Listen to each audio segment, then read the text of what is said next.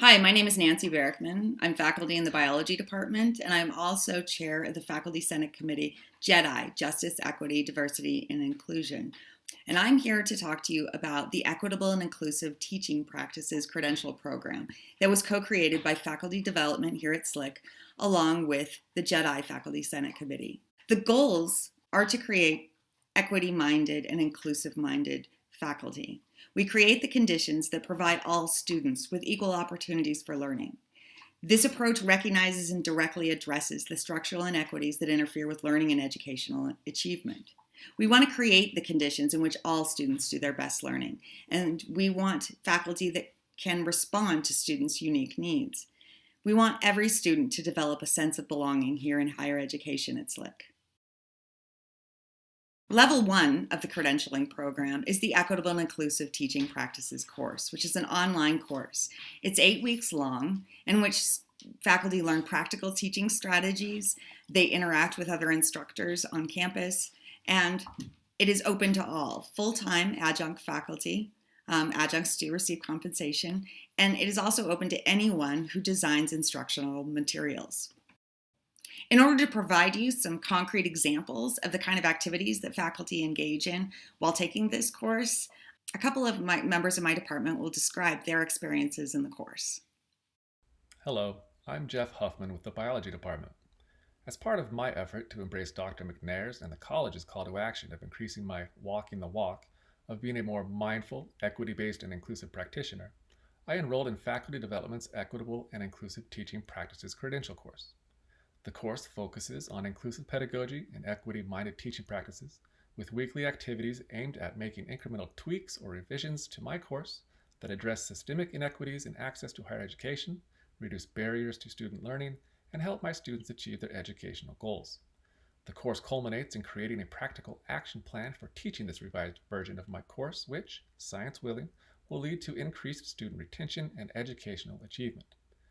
My practical action plan includes the new addition of a diversity and respect statement to my syllabus and welcome module in Canvas, which embraces the ideology that the diversity my students bring to our class be viewed as a resource, strength, and benefit. I've also added an ancillary discussion on implicit biases to address intersectionality and stereotype threat as part of my commitment to change our mindsets and interrogate our assumptions to establish an inclusive learning environment. I've always told my students that they'll learn anatomy by default of being in the course, but more importantly, I'll help them develop a growth mindset and become better humans and future healthcare professionals by fostering a diverse, equitable classroom full of respect and acceptance, favoring collaboration over competition. Hey everyone, I finished the Equitable and Inclusive Teaching Practices course a couple of months ago, and I just wanted to give you some brief feedback. This course was fantastic for me because it gave me a whole toolbox of specific, practical, actionable ways to make my courses more equitable and inclusive.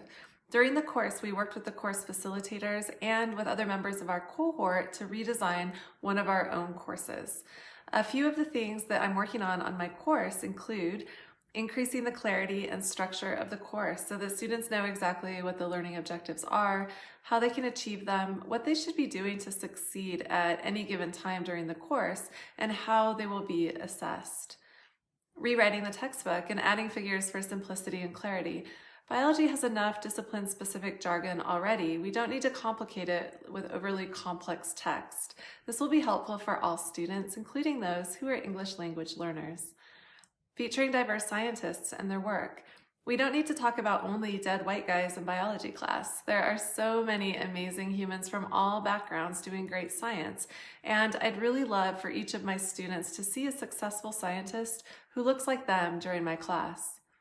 Making all course materials accessible. For example, adding useful alt text for students who use screen readers, and adding captions to my videos for everyone. As an open access, low-cost institution, we at SLCC can help our students overcome some of the barriers they face by offering a high-quality, low-cost educational experience, as long as we're teaching in a way that prioritizes equity and inclusivity. Our students deserve courses that meet them exactly where they are and give them a real opportunity to succeed, as well as a warm and supportive learning environment. The Equitable and Inclusive Teaching Practices course helps faculty like me implement those values within their own courses. So the course is level 1 of our credentialing program for equitable and inclusive teaching practices. And my 2 examples were from biology, but this course is open to all disciplines and we welcome everyone. The next cohort will begin very soon, February 1st. I will go through April 6th. If you are interested in registering, look under the Employee tab in your MySlick portal under Faculty Development, Course F009. If you have questions or you would like more information, please attend our panel this afternoon on equitable inclusive teaching practices at 2:35 p.m. and that will be facilitated by Joanne Giordano from the English department and Kristen Morley from faculty development.